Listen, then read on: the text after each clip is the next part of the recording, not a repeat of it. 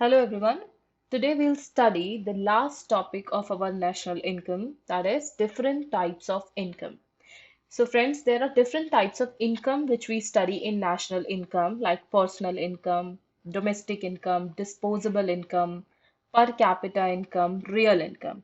So in this video, we'll understand the different types of income which we need to study for understanding national income and its relation with national income. So let's start.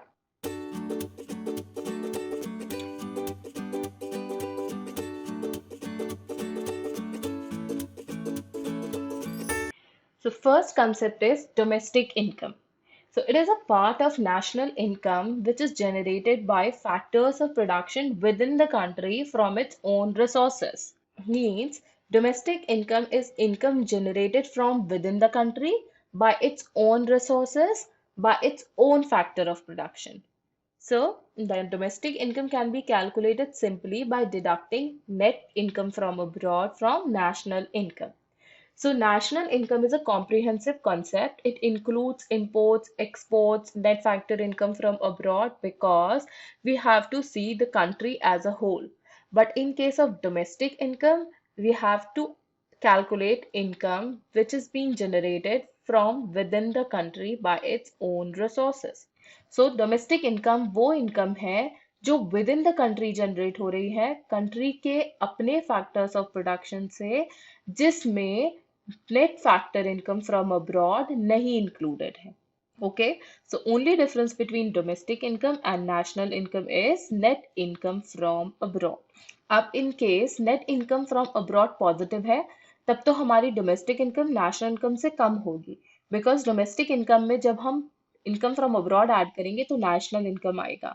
So in this circumstances अगर हमारे export ज़्यादा है और imports कम है या net factor income positive है उस case में तो हमारी नेशनल इनकम ज़्यादा आएगी डोमेस्टिक इनकम से. बट इन केस हमारी net factor income from abroad negative है और हमारे इम्पोर्ट ज़्यादा है और एक्सपोर्ट्स कम है उस केस में डोमेस्टिक इनकम ज़्यादा होगी. अगर हम डोमेस्टिक इनकम में ऐड कर देंगे net factor income from abroad जो कि माइनस में है तो ऑब्वियसली वो डोमेस्टिक इनकम से लेस होगा तो हमें जो नेशनल इनकम मिलेगी वो डोमेस्टिक इनकम से कम होगी. तो हम डोमेस्टिक इनकम कैसे कैलकुलेट करेंगे अगर हमें क्वेश्चन में पूछा गया है कि we have to calculate domestic income of a country. हमें उस कंट्री के जो फैक्टर्स ऑफ प्रोडक्शन है उन्होंने जो इनकम अर्न की है सिंपली हमें उसको सम करना है. जैसे वेजेस एंड सैलरीज, रेंट्स जिसमें हम इम्प्यूटेड हाउस रेंट्स भी इंक्लूड करेंगे because it shows the realistic value of rents accruing to our factors of production. Then interest और dividends. Interest में हम dividends भी include करेंगे because जो corporate profits हैं वो dividend के form में distribute होता है factors of production को. So dividends भी include करेंगे interest में. Then there is undistributed corporate profits. जो profits corporates ने distribute नहीं किए हैं और organization के बिजनेस में इन्वेस्ट किए हैं उसको भी हम इंक्लूड करेंगे अनडिस्ट्रीब्यूटेड कॉर्पोरेट प्रॉफिट्स में. And then mixed income from self employ जो हमारे छोटे प्रोप्राइटर्स हैं सेल्फ एम्प्लॉय प्रोफेशनल्स हैं वो जो इनकम जनरेट कर रहे हैं वो भी हम इंक्लूड करेंगे in order to arrive at domestic income. और इस पूरी कैलकुलेशन में हम डायरेक्ट टैक्सेस ऐड कर देंगे बिकॉज अल्टीमेट इनकम जो कंज्यूमर की है अल्टीमेट इनकम जो डोमेस्टिक है वो है complete income plus taxes. Taxes are already deducted from their actual income. So अगर हमें actual income पता करनी है किसी country की, actual domestic income पता करनी है किसी country की, तो उसकी total income calculate करके उसमें direct taxes add कर देंगे क्योंकि वो at a source he deduct हो जाते हैं. फिर आता है private income. प्राइवेट इनकम वो इनकम है जिसमें गवर्नमेंट की इनकम नहीं इंक्लूडेड है. वो सिर्फ प्राइवेट ऑर्गेनाइजेशंस प्राइवेट एंटिटीज की इनकम है. तो अगर हमें प्राइवेट इनकम कैलकुलेट करनी है नेशनल इनकम हमें दी हुई है और उसमें से हमें प्राइवेट इनकम निकालनी है. सो नेशनल इनकम में हम क्या करेंगे ट्रांसफर पेमेंट्स मतलब जो सब्सिडीज गवर्नमेंट देती है like pension old age pension हो गई अनएम्प्लॉयमेंट अलाउंस हो गया without any services rendered in return वो हम ऐड करेंगे. इंटरेस्ट ऑन पब्लिक डेट जो गवर्नमेंट पब्लिक से पैसे लेती है in the form of bonds sovereign bonds जो इशू करते हैं और any kind of other public debt taken from the economy उसमें वो कुछ इंटरेस्ट देती है पब्लिक को. So that is also the income of private entities who invest in government securities. So interest in public debts, और इनमें से हम क्या माइनस करेंगे? Social security, social security schemes के अंदर जो भी पैसे दिया गया है वो माइनस होगा क्योंकि वो इनकम नहीं जनरेटेड है private. And second, profits and surpluses of public sector undertakings, because जो हमारी नेशनल इनकम है उसमें टोटल प्रॉफिट्स इंक्लूडेड हैं, तो profits of private corporate entities as well as public sector undertakings की भी इंक्लूडेड है, तो उसमें से हमें प्रॉफिट्स और surplus of public sector undertakings minus करनी होगी to arrive at private income. So friends, private income में से सोशल सिक्योरिटी और प्रॉफिट्स ऑफ पीएसयूज माइनस करना है और transfer payments and interest on public debt add करना है, जिससे हमें मिल जाएगी private income. Similar concept is personal income. So it is quite different from private income because private income में हम include करते हैं all private entities, but in personal income we include only individuals of country. So personal income में हम बोलते हैं it is an income received by individuals of country from all sources of payment, including direct taxes, because उनकी income का part है taxes जो government deduct कर देती है। सो अगर हमें पर्सनल इनकम देखनी है तो हम टोटल इंडिविजुअल्स की इनकम देखेंगे which they have earn from all the sources. How will calculate? सबसे पहले हमें नेशनल इनकम दिया होगा, उसमें से हम क्या माइनस करेंगे? एक तो अनडिस्ट्रीब्यूटेड कॉर्पोरेट प्रॉफिट्स, बिकॉज जो कॉर्पोरेट प्रॉफिट्स हुआ है वो इंडिविजुअल्स में डिस्ट्रीब्यूट नहीं हुआ है, कॉर्पोरेट्स ने अपने यहाँ री इन्वेस्ट कर लिया है, अपने यहाँ रिजर्व्स एंड सरप्लस के फॉर्म में रखा है, so it doesn't came to individuals, individual factors of production, so हम इसे माइनस करेंगे। सोशल सिक्योरिटी कंट्रीब्यूशन अगर मिला है, जो एम्प्लॉयज होते हैं वो अपने सोशल सिक्योरिटी स्कीम्स में कुछ कंट्रीब्यूशन करते हैं, जैसे पीपीएफ हो गया, एम्प्लॉय प्रोविडेंट फंड्स हो गया, नेशनल पेंशन स्कीम हो गया, तो ये जो कंट्रीब्यूशन है इसको हम माइनस करेंगे और हम प्रॉफिट टैक्सेस को माइनस करेंगे, जो टैक्सेस इम्पोज हुए हैं प्रॉफिट्स में उसे भी हम माइनस करेंगे। और ऐड क्या करेंगे? ट्रांसफर पेमेंट्स, मतलब जो भी उनको किसी भी गवर्नमेंट स्कीम्स के अंदर ट्रांसफर पेमेंट्स मिला है पेंशन के फॉर्म में या अलायंस के फॉर्म में, और interest on public date. So national income से पर्सनल इनकम कैलकुलेट करने के लिए हम क्या करेंगे? ट्रांसफर पेमेंट्स और interest on public debt add करेंगे और undistributed profits and profit taxes और सोशल सिक्योरिटी कंट्रीब्यूशन माइनस कर देंगे, तो हमें क्या मिल जाएगा? Personal income. So another way of calculating personal income is, अगर हमें प्राइवेट इनकम दिया हुआ है तो प्राइवेट इनकम में से हम अनडिस्ट्रीब्यूटेड कॉर्पोरेट प्रॉफिट्स और profit taxes, because it belongs to organisation not to individuals, so इन दोनों को अगर हम माइनस कर देंगे तो हमें मिल जाएगा पर्सनल इनकम। अब आता है कंसेप्ट डिस्पोजेबल इनकम का। सो डिस्पोजेबल इनकम वो इनकम है जो इंडिविजुअल स्पेंड कर सकता है अपने कंजम्पशन में। अब आप सोचेंगे उसको जितनी इनकम मिल रही है वो पूरी खर्च कर सकता है? No, there is a portion of income which he keeps as saving, and there is a portion of income which he invests somewhere. So there is a particular portion of income which is being used by individuals and families on their consumption. So जितनी income उसके हाथ में available है which is disposable at his end, उसी को हम बोलते हैं disposable income. So disposable income कैसे कैलकुलेट करेंगे? नेशनल इनकम में से बिजनेस सेविंग्स माइनस करेंगे और इनडायरेक्ट टैक्सेस और सब्सिडीज माइनस करेंगे, मतलब नेट इनडायरेक्ट टैक्सेस माइनस करेंगे, नेशनल इनकम में से बिजनेस सेविंग माइनस करेंगे और नेट इनडायरेक्ट टैक्सेस माइनस करेंगे, उसे मिल जाएगा डिस्पोजेबल इनकम। सो जितनी भी इनकम एट हैंड अवेलेबल है कंज्यूमर के पास, वो सारी इनकम वो कंजम्पशन में नहीं एक्सपेंड करता है, part of it is always saved.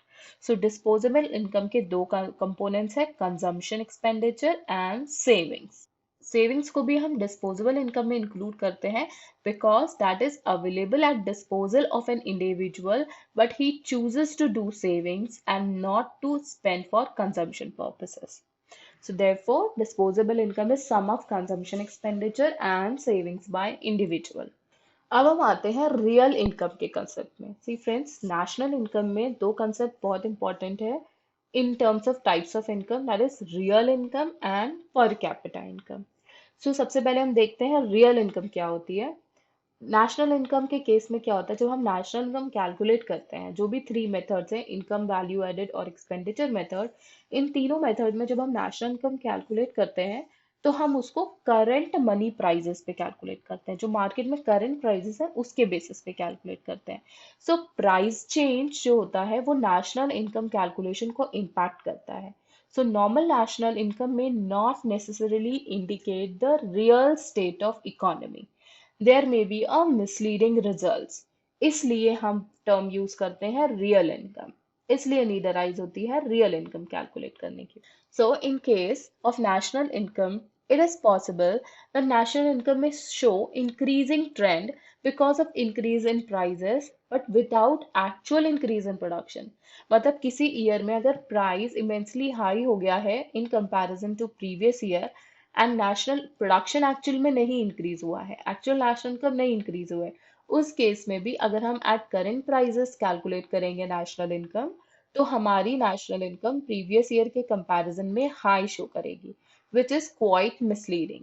Or similarly, it is possible that there may be higher production in the country, higher national income, but because of falling prices, national income may show decreasing trend। So इन सारी misleading facts को deny करने के लिए, इन सारी misleading facts से deal करने के लिए हम term लाए हैं real income का। सो रियल इनकम में हम क्या करते हैं, एक कोई पर्टिकुलर ईयर को हम बेस ईयर मानते हैं, उसकी जो उस ईयर में जो प्राइजेस थे उसको हम बेस प्राइजेस मानते हैं, और वो ईयर ऐसा ईयर चूज करते हैं जिसमें प्राइजेस ना बहुत हाई हो ना बहुत लो हो, उसको हम बेस ईयर मानते हैं। उस ईयर के प्राइस को हम 100 अज्यूम करके हम इंडेक्स कैलकुलेट करते हैं, बेस ईयर इंडेक्स और करंट ईयर इंडेक्स। सो जब हम रियल नेशनल इनकम कैलकुलेट करते हैं तो उसमें हम एक इंडेक्स की वैल्यू यूज करते हैं to convert the prices of current year into base year. Let's see how. Real national income में हम क्या करते हैं, national income for the current year को हम बेस ईयर इंडेक्स से मल्टीप्लाई करते हैं और डिवाइड कर देते हैं करंट ईयर इंडेक्स से, तो उससे जो हमारे करंट प्राइजेस हैं वो जनरलाइज हो जाते हैं बेस ईयर से, एंड देयरफॉर हमें रियल नेशनल इनकम मिल जाती है। अब हम आते हैं सबसे इंपॉर्टेंट कंसेप्ट पे, जो है पर कैपिटा इनकम। हमने बहुत बार इकोनॉमिक्स में सुना होगा पर कैपिटा इनकम, पर capita income, and it is also very evident from the name कि पर कैपिटा इनकम होती है इनकम ऑफ अ पर्सन। हमारी कंट्री में जितनी पॉपुलेशन है, अगर हम सारी नेशनल इनकम को अपनी कंप्लीट पॉपुलेशन में इक्वली डिवाइड कर दें तो वो होनी चाहिए हमारी पर capita income. But real scenario में ऐसा नहीं होता है because of unequal distribution of income. So in theoretical terms, per capita income is an average income of a people of a country in a particular year, right? So total national income को अगर हम divide कर दें total population of country तो हमें क्या मिल जाएगा, per capita income। और per capita हम income हम क्यों calculate करते हैं, it shows the standard of living of the country or average income which an individual person or which an citizens of the country are earning, right? So basic objective of calculation of per capita income is to understand the kind of standard of living of the people. What are the changes in standard of living? How standard of living of the country is increasing, or what are the trends in standard of living of the country, right? But इसमें issue क्या आता है? There is in our country especially there is very unequal distribution of wealth, right? So major portion of our national income goes to richer sections of society। उनका जो total income है वो पर capita income से बहुत ज्यादा आता है, और जो हमारे कॉमन मैन है, जो मिडिल इनकम है, लोअर मिडिल इनकम ग्रुप्स हैं, उनका जो एक्चुअल इनकम है वो पर कैपिटा इनकम से बहुत कम आता है। So in our case, in our country, per capita income is not a real indicator of standard of living of the country। So if we need to understand properly the standard of living of people of the country, it is necessary that national income of the country should be equally distributed, not exact equal, but there should not be such a high gap between distribution of income between richer sections and lower income groups of the society। So thank you, this was all about national income and the types of income which we study in national income. So with this, we come to end of national income chapter of paper 3, economic and business environment.